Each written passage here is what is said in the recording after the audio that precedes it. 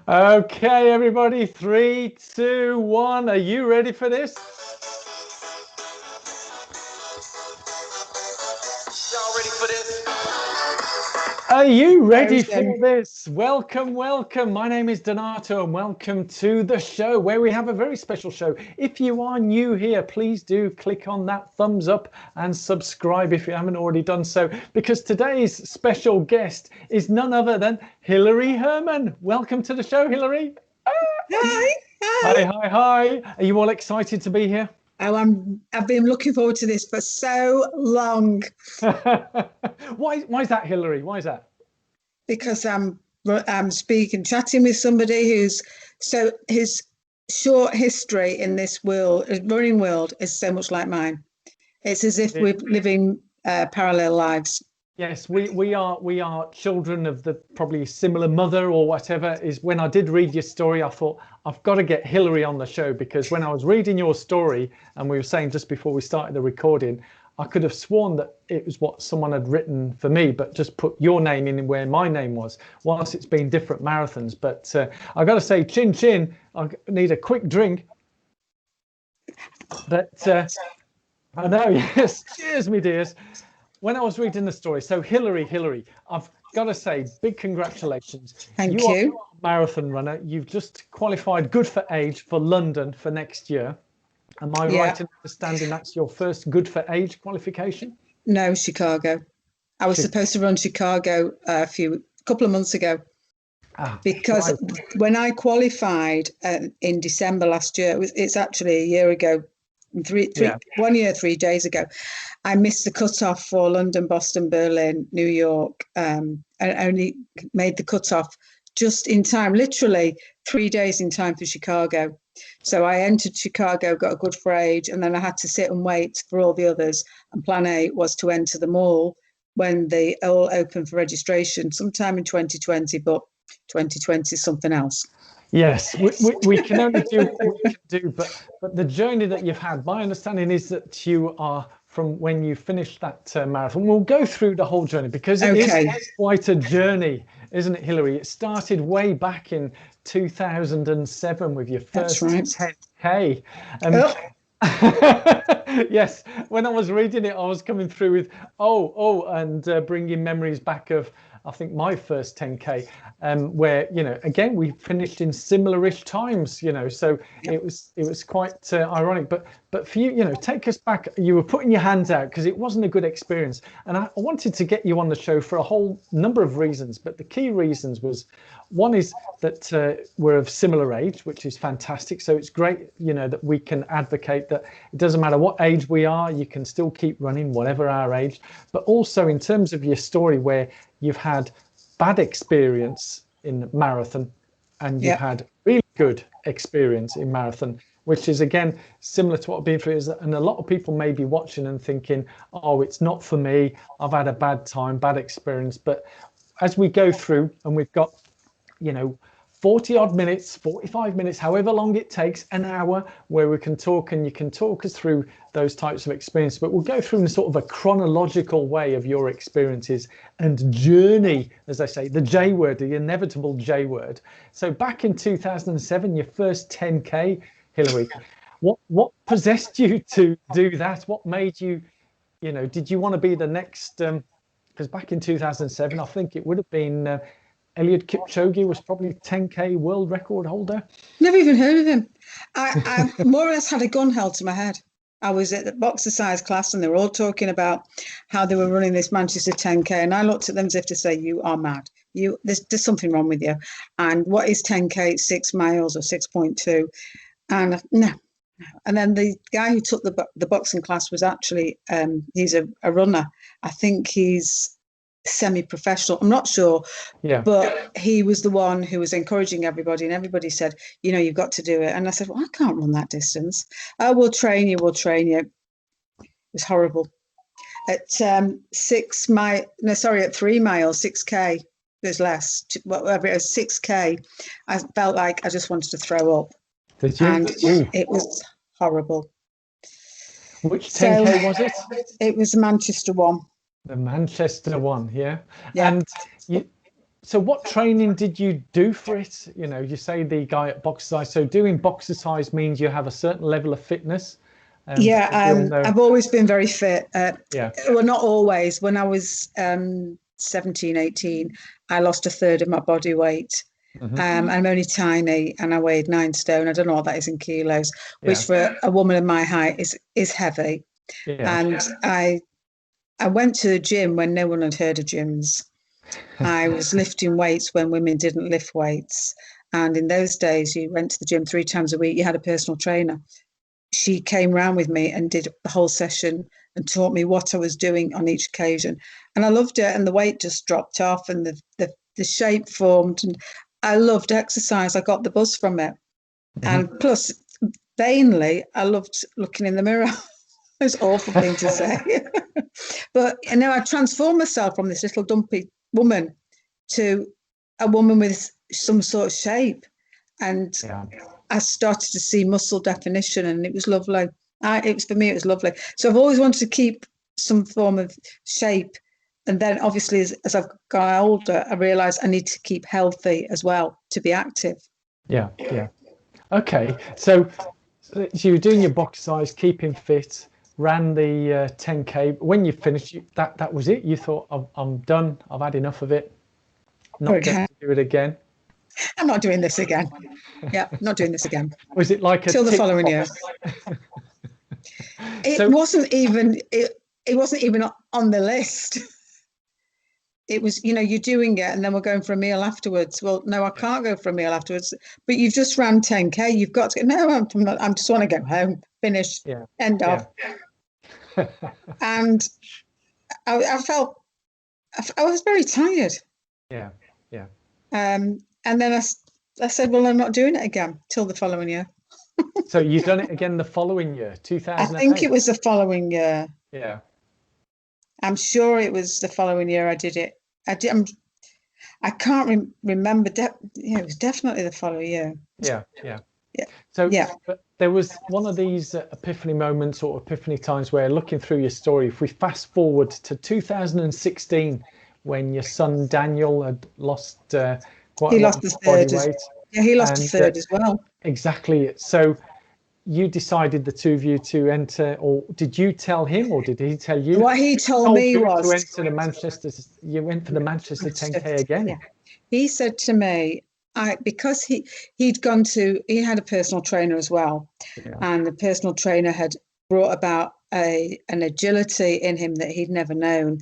Also brought about a level of fitness that he felt himself. He was able to utilize his body. He could pick things up that he once couldn't pick up. He could bend where he once couldn't bend. And he said, I can run the 10K now.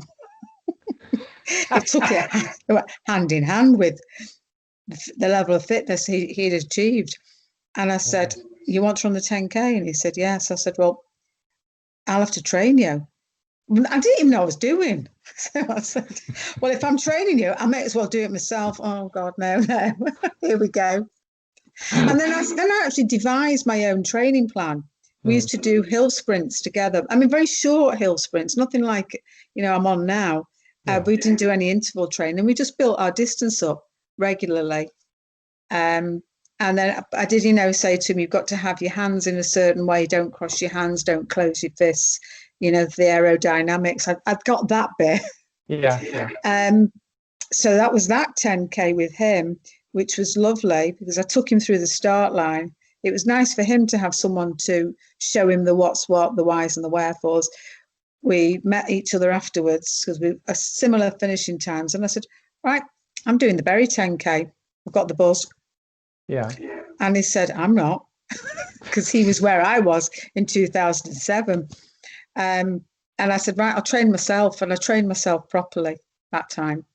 Right. And I got down to, it was in the 50-minute mark. So it might have been late 50s, like late 50 minutes. Right. But as we often learn, it's not just about the time, is it? It's about finishing it. Yeah. That, I think finishing it came later. At that stage, it was still the time. I mean, now if I was to run a marathon, I'd be saying, yes, I would like a time, but I'm happy to finish it. Yeah. And then after the Bury 10K, I thought, I need to sign up for something else to keep me motivated. And I signed up for Rill. It was the Rill 10 miles. And I thought, help, 10 miles. And that's what I did, because there were no 10Ks. And I thought, well, it's only another 4 more miles. And if I've got to walk, I'll walk. Yeah. So you're And- slowly progressing up. And I think in 2017, so you've done the real 10 miles, but then you progressed up to a half marathon. Yes, which my sons had said to me the day after I did my first 10K, next is a half marathon. I said, don't be stupid. Which, as we all know, is double the distance plus another kilometre on top. Yeah, don't be stupid. I'm not running a half marathon. That's how do you process when you're going through, you're doing the 10K and you didn't really enjoy it, and then you're looking at distances that are double that? What goes through your mind? What's the processing that you're looking at that made you finally sign up or put your name on the dotted line? Yeah, I'm going to do this. I actually asked around. The reason I think I probably went up to double and a bit more was probably because I found the 10K easier. Mm-hmm. And I thought, then I need to go to the next level. And after 10 miles, that is the next level. Right. So that's, tell a lie. I think, yes, I ran the 10 miles in, I've lost track of time now. I ran the 10 miles in real, and then decided to go for another 10 miles and a half marathon. Because I've got this far, I can go that little bit further. Yeah. It does sound quite a thing, and obviously real, having done the Llandudno 10K around the that wonderful point, which is a bit hilly. I can see how you've gone through that, but we're now progressing. So what happened in between the half marathon 2017 and then we fast forward to 2019, last year, Manchester Marathon and Valencia? Now I couldn't work out which one had you signed up for first. Was it Valencia? No, it was Manchester.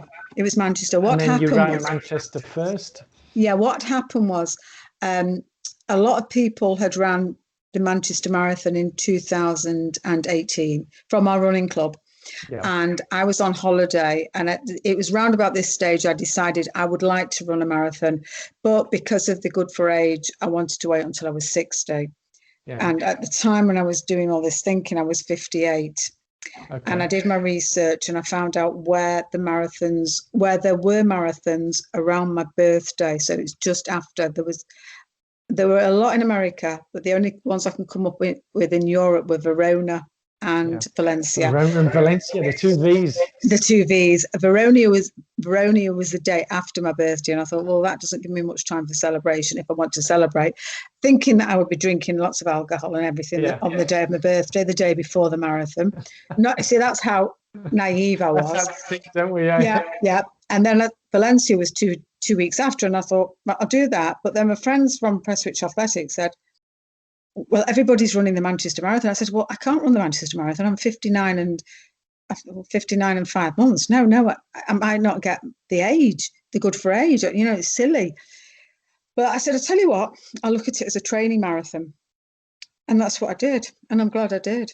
I trained for it, but not... what I did was I lent on somebody else for training. I didn't know what I was doing. I had no idea. If they said we were running 10 miles today, I would run 10 miles. If they said we were running, there was no interval training, no hill reps, no tempo runs, no bounding drills, no nothing. It was just runs. Yeah. That's what the plan I was given, and I followed with someone else. And I just followed blindly, literally. What they did, I did parrot fashion. Yeah. And my policy is, even when I'm training, is do not stop. Slow down, do not stop. And somebody that was training me, she said, no, you need to stop and have a rest, which meant that my body didn't know the distance. So when I got to just under 20 miles, I'd had enough. I wanted to go home. That was at Manchester. Yeah. And the sad thing was, and I knew this at the time, had I been that 7 months older, the time I got, even with walking, I would have still got good for age. And I realised that, but I'm glad I did it. I saw it as a training marathon. And then I went out and I did my own research to look for training plans. And I found a training plan which I was going to apply for Valencia. But I didn't know it was going to be Valencia until maybe the September before my birthday. Right. Because I needed to see the dates. And I found the dates. Verona was a lot colder than Valencia. And then I found the dates and I was getting nervous. And as soon as it got to the 2nd of December, 2018, or 3rd of December, I pressed enter. What have I done? So you knew you had a year preparation to do that, yeah? Yeah. And then I did all my homework. I found what to eat, what shouldn't eat, what, and I found, can I name names whose plan I followed? Yeah, I followed the Hal Higdon plan, the beginner marathon runner, the marathon training plan.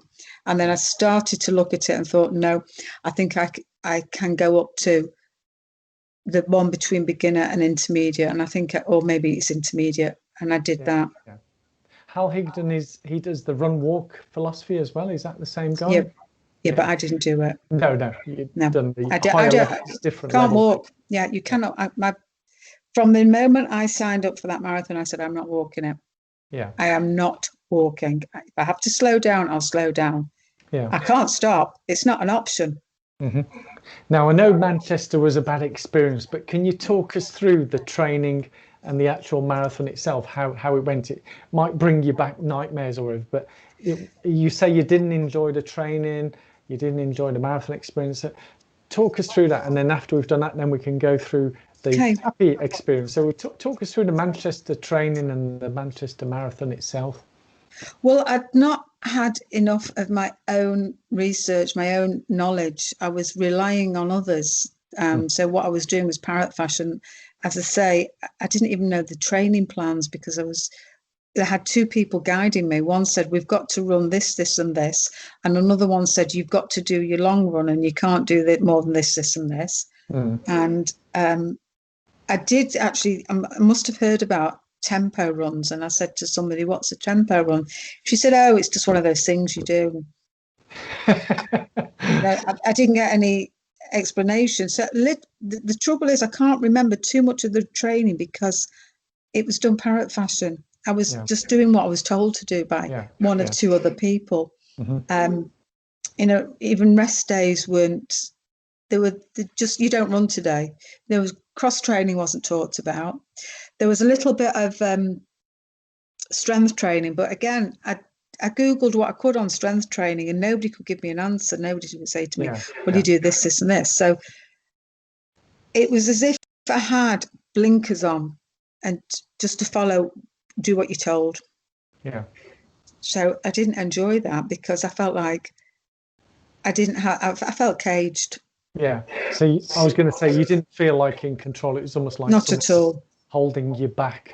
So I guess that didn't help with your experience. But when it came to having got your Manchester Marathon out of the way, you then got into what you wanted to get into yourself. Would you say it was more like that? Yes, very much so. I had the great big A3 chart on the wall. My son brought me that, and I wrote down my miles. And then even if I was ill, I still got to train, but to do my X number of miles. Yeah. And I learned how to do, I didn't learn about the tempo runs. I still didn't understand them. So it was still running, but I understood the hill training. I didn't understand interval runs, but I followed it religiously. And then I did ask people questions based on what I wanted to know, which was I said to someone, how long before your marathon did you stop drinking alcohol? And the alcoholics, I could tell we were the alcoholics because some people said that they stopped the minute they started training. Some said they had them a drink right up until a month before. Someone said to me 48 hours before, and I thought, you're an alcoholic. Yes. And then I did my research on the tapering as well and why you need to taper. That was a bit of a shock because I was in Valencia when I was tapering. It was the last few days, and just everywhere I went, I was falling asleep. I'd go on the train here. I was determined not to be walking everywhere, so that I was resting. And I went on the train from Valencia to Alicante, which is an hour and so journey, and I was fast asleep as soon as the train left the station. I would go to bed at 6 o'clock, fall asleep in the room, and I thought, I've got a marathon to run and I can't stop sleeping. But that was my body's way of making up for all the work it had put in, especially being older. I think your body needs more to recover. And I had no rubbish. I watched my diet. I had no sugar. I gave up sugar completely until the day of the race. Right. Okay. And I put my time down, I think, as 5.5 hours. 5.5 hours, yeah. So you're now in Valencia. You had your little day trip to Alicante, and yes, your expected finish time 5.5 hours. And talk us through. You get to the start, Valencia. You cheekily jumped into a group ahead because, in your words, you said you just wanted to get it finished and get it done. It was like you just want to finish this marathon thing, have a good experience, and then you're done and dusted, so to speak. But talk us through that race, because a lot of things happened during that race, and then when you finished, you were quite shocked. Can I just backtrack to the trainings? I'm sorry, there's something else I remembered, which was in the training, if it said you've got to run a 10K on such and such a date, in such a week, I sourced all the 10Ks that I could to find a 10K to run on that day. I did everything, every single run by the book. If I had to run a half marathon, I ran the half marathon. I actually stayed overnight in different towns and cities so that I could run the half marathon.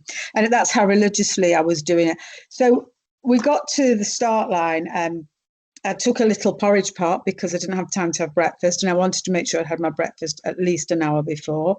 I'd planned on eating more. When it came to eating the porridge, my nerves just went. And I saw all these people, and they're all talking about running 3-hour marathons and 4-hour marathons, and I thought, oh, good for you. You know, you keep on doing your 3-hour marathon, your 4-hour marathon. I'm just going to finish, and that's it. And I was in wave 9, and my friend who'd been training with me, she'd ran most of the long runs with me, who I said to her, this was my plan. She just said to me, how far are we running on such and such a day, and how far are we running on such a day? And she came along with me for the company, and she slowed me down as well in training. She would block my way to stop me going too fast. She's ran a marathon herself, and she said to me, you don't run. She said, let them go. Just let them go. She said, they'll burn out before they've reached the first mile. Just let them go. So when I got into wave 9, and then I walked forward because I could see there was nobody in it, and I could see what had passed me was the 4-hour pacers. There were 2 of them. I saw no other pacers, and I think they were in group 6 or 7. I can't remember off the top of my head. So I was in group 9, but I'd gone forward, and I started walking, and I said to a girl who had a Union Jack on a bib, and I said, where's the start line? Because we're so far back, we couldn't see it. And she said, I think it's up there. And we went up a little, very, very small incline. And I saw above me, and I thought, oops, I've got to start now. And then I could think of my friend, let them go, let them go, let them go. But I was passing people, and I thought, no, I've got to slow down. And I didn't even have a proper watch. I just had a Casio stopwatch. Didn't have a watch, so I didn't know my pace. So I thought, I know, right, when we get to the half marathon stage, which is going to be 21.1K, because they're in K, I'll go to the toilet. I'll find a toilet. That was what my plan was. And that will take, if I can do that in 2.5 hours, okay, I'll be happy. And I started passing people, and people saw me, and this one was an older woman, and somebody said something to me, and I said, sorry, no, I don't speak Spanish. Well, I do speak Spanish, but I just couldn't be bothered. I've got enough to do. I've got to get my legs going. Non parlo español, eh?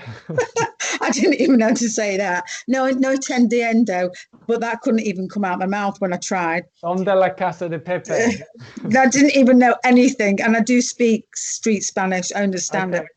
So this man of a similar age, he was by my side, and he said to me, they're saying you're looking very strong. And I thought, I'm just being nice. And then I kept going, and I was running alongside this man for a while. And I got to the 21k mark, and we got to 22 or 23, and where was the toilet? I expected it to be a toilet. I expected big signs saying toilet. And I felt comfortable, and I wasn't trying not to go too fast. I'd also got, I ran with a hydration vest, so I had my own water. Mm-hmm. So rather than wait for the water stations, if I needed a drink, I had one to take, literally on tap. Yeah. And I also had 3 humbugs sweets. Right. And one was 10k, one was for 20k, and one was for 30k. I didn't even think about 30k to 42. I just 10, 10, 20, and 30, which is 6 miles, roughly 6 miles. And then I also had some jelly babies, which were reserves. By this stage, I'd stopped using gels, and I used just pure sugar, humbugs, jelly babies, because at the end of the day, they're carbohydrates, and that's what you need. Correct.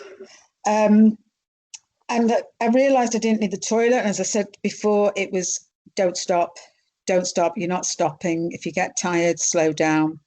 And then I don't know where it was. I can't remember now. Maybe it's in my notes. And I saw the 4-hour paces. And I thought, hang on a minute, I'm about to pass you. And you started before me. So you must be really out. But no, you can't be out because there's 2 of you. And they've got the whole crowd around them. And I can't run. I'm not running a 4-hour marathon. I'm running 5 hours. 5.5 hours. I'm running a 5.5 now. You're 4 hours. That's not right. And then I passed them. And I thought, well, this is good. Might be on for a 4-hour 15 marathon here. That's what I was thinking. Then I managed to get through all the water stations, even though what somebody once said to me, walk through them. I said no to myself, no, I'm not walking, I'm not stopping. And it was one water station where somebody stopped literally in front of me, and you're not ruining my day. So I went into the back of him accidentally because I couldn't stop, gave him a shove. Move out my way. This little lady is not stopping. I didn't take their water, I only took the bottles of Powerade because it meant I could drink without stopping. I got to round about 30k, and I thought, where's this 20, this hit the wall 20-mile mark? I didn't know what it was. I think it's 32k. Then I saw a sign saying 20 miles, you're nearly there, don't hit the wall. And I thought, I've got another 6 miles to go. Then these 4-hour paces caught up with me, and I thought, oh, that's it, I'm finished now. Although I'd gone from the 5.5 hours now to 4:15 in my head, and now I'm finished because these 4-hour paces are passing me. And then I could see that the group around them had reduced vastly. And I said to myself, right, I'm tired, I'm slowing down. I didn't stop, said I'm not stopping. I did slow down. I got to, where was it? Was it 36k? I think it was 34 or 35. And I thought, how much more have I got to go? And I can visualize where I was in the streets. And I thought, well, it's 42k. So I've got to take, and I couldn't even compute what I had to take off the 42 to get to where I was. Right, so I've got to take 35. Right, well, 35. So it's after 35. It's what's after 35? This is a woman with grade B maths O level. You're running. Yeah, and what's after 35? 36. What's after 30? Oh, I don't know. Oh, forget it. Whatever it is, it is. I just couldn't think. And then when I got to, well, I knew where I was a mile away. I knew a mile from the finish line, and because I knew that part of Valencia. And got to about, when I cheated because I couldn't wait to 30k for a humbug. I had to have a humbug bit before because I was starting to wane a little. And I got to into the city centre, and I think it's a 39k roughly. So that's 2k, which was about right. It was a mile and a bit from where I was in my head. Yeah. And this man made eye contact with me, and he just looked at me, and all I got was quattro.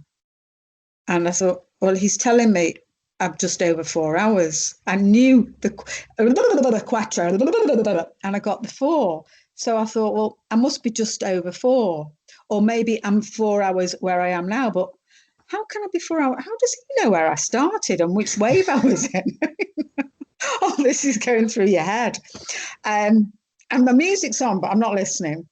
And then as we came into the finish, for some reason, there was no barrier on either side. So crowds had narrowed in, and a lot of people are walking. Now, I'm not stopping now. And I was zigzagging in and out people. I probably added on a minute, zigzagging in and out people. And then it got to, I think it was around the corner from the museum. So it said 800 meters to go. And I said to myself, right, forget it. Just count down now slowly. Go from 100 down to 0. And I hadn't stopped. I had slowed maybe a little bit, but I hadn't stopped. I thought I'd slowed. Later, someone checked my splits and said, no, you didn't slow. You didn't. And you actually had negative splits. Don't know how. Maybe because it was a little bit downhill. Who knows? And then I got round the corner and the 2 4-hour pacers stood there. Just stood there. Because they were way ahead of the time. So they just had to wait because they didn't dare cross the line. And I came round onto the mat and I thought, right, because I was recording my time on my phone on Strava. And I'd also been using my stopwatch, but not as a stopwatch. What I'd done was I'd used it as, yes, it was a stopwatch, but I couldn't see because I had my glasses on. But I knew what time I'd started, which was 10 to 9. And we're coming up to 10 to 1, and it wasn't 10 to 1, it was a little bit before. And there's something wrong here. And then I could see when I crossed the line, it said 57. The hours had gone, and I took my phone out. Stop, dead still. I've done it now. I finished, thank God. Looking forward to a beer because someone said to me, you can drink beer after you've had a marathon because your body doesn't process the alcohol or something. I'm looking at my watch, my phone, and it says 3:57. I thought, what? Mustn't be working. Looking at my watch, thinking something's gone wrong. A lady said something to me in Spanish, paramedic, and I said, I don't speak Spanish. I'm now, after all these years, I don't speak Spanish. And she said, it's dangerous to stop, keep moving. So I kept moving. A friend had been tracking me in England, and I said, what have I done? She said, 3:57. I said, what? I said, how can I run a marathon in less than 4 hours? And that was it. How did you feel? Pleased, not ecstatic. The ecstasy hadn't sunk in. The tiredness had all dissipated. I was proud, very proud of myself. I cried a little because I'd done that and I trained myself. I wanted to run this marathon at 60. I've done it now. Fine, I can do it. I've done it. I'll go back to half marathons because I didn't know the enormity of what I'd done. Yeah. I didn't realise the implications it would have. And at what point did you find out you qualified for all these other amazing marathon majors? When did you find that out? Well, when I went to get my medal engraved, I met 2 Scottish men who were chatting to me, and they said, then the tiredness started to hit him, and they said to me that that's an amazing time for your age.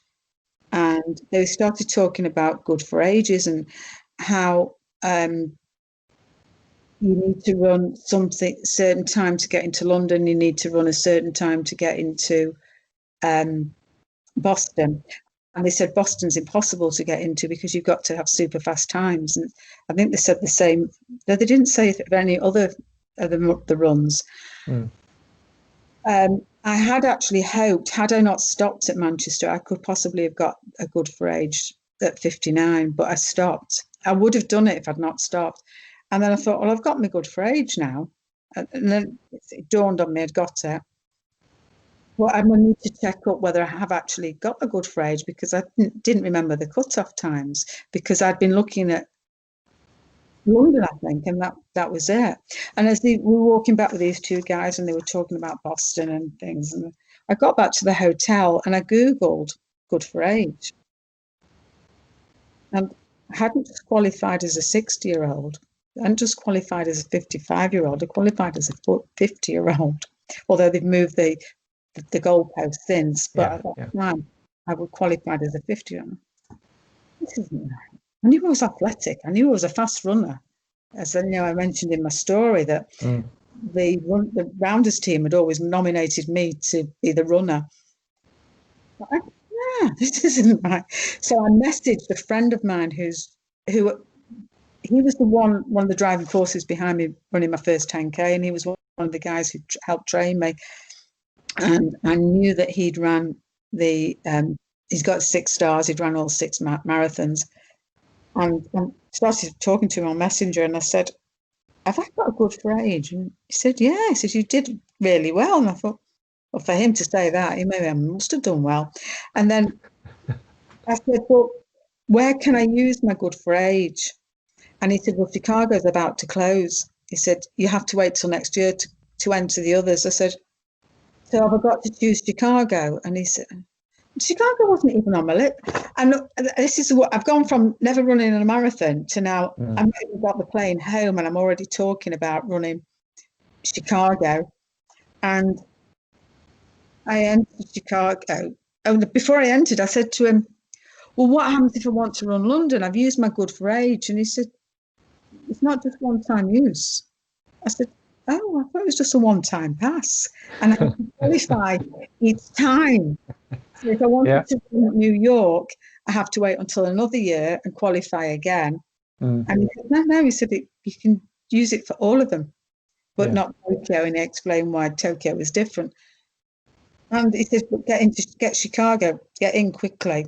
Didn't think about the cost or anything about the travel expenses involved. And I entered Chicago and I got an email straight away saying, thank you for your application. You've been successful. Whoa. No, someone's having a laugh here. Because you got such a quick response. Yes.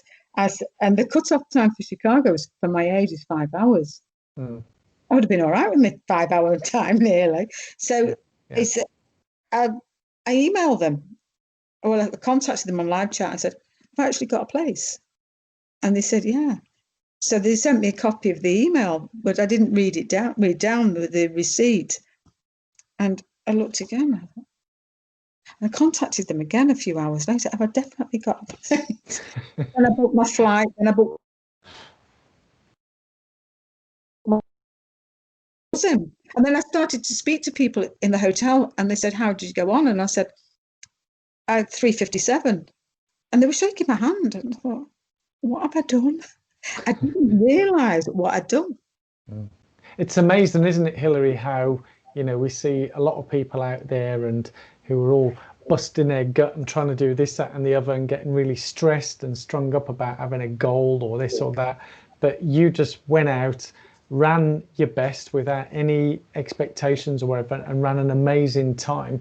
I mean, what would you say is, like, if there's a key takeaway you could say to someone, or key takeaways of what changed from not wanting to do it to running such an amazing time, what would you say for someone who's watching, listening, would be a good lesson or something that they, what key takeaway would you say? I'm sort of putting you on the spot, Hilary. You might have a couple of nuggets. What would be your golden nugget for someone if they're looking at doing marathons, or maybe they're not enjoying it right now, to get back and enjoying their running, whether it be 5Ks or ultra marathons? What would you say? Follow your heart. Just follow your heart. Follow your heart. Yeah. Do what your heart tells you to do. Let your head listen to your heart. For me, my heart wanted to do it. It was just this all-out just determination. Don't worry about anybody else, and don't berate yourself if it doesn't work out. Because I ran the London virtual on my own. Yeah. And I walked twice, and I said, well, and I still got a good range. And I ran it faster than I ran Manchester Marathon. I did that on my own, and it's just ignore everybody around you. Just do what you've got to do. Yeah. And just say, don't have any regrets. If it's a bad run, it's a bad run. Yeah. There's always tomorrow. There's always another run. Yeah. Absolutely. Absolutely. I've got to say, Hilary, it's been an absolute pleasure having you on the show here. And it's wonderful hearing your story. And no doubt we might have you on again in the future with more stories for you to share. It's been absolutely brilliant. I love that nugget that you said, you know, follow your heart, which in a way you could sort of interpret it is love the running, love what you do, and enjoy it. As I say, the head, the heart, it all comes together. I very much look forward to seeing you at the marathon majors around the world, or who knows, I might be up at Manchester 10K again, and we can have a little jog around together. I use the word jog loosely, you know, obviously we'll be running at hyper speed. but thank you so much. London. Sorry? We'll see each other in London. Absolutely, absolutely. In our little GFA pen or whatever. But thank you so much for being on the show, Hilary, and I look forward to seeing you. I look forward to seeing you soon. Take care. Thank you. Thanks, Donato. Lovely speaking to you. Take care. Bye-bye.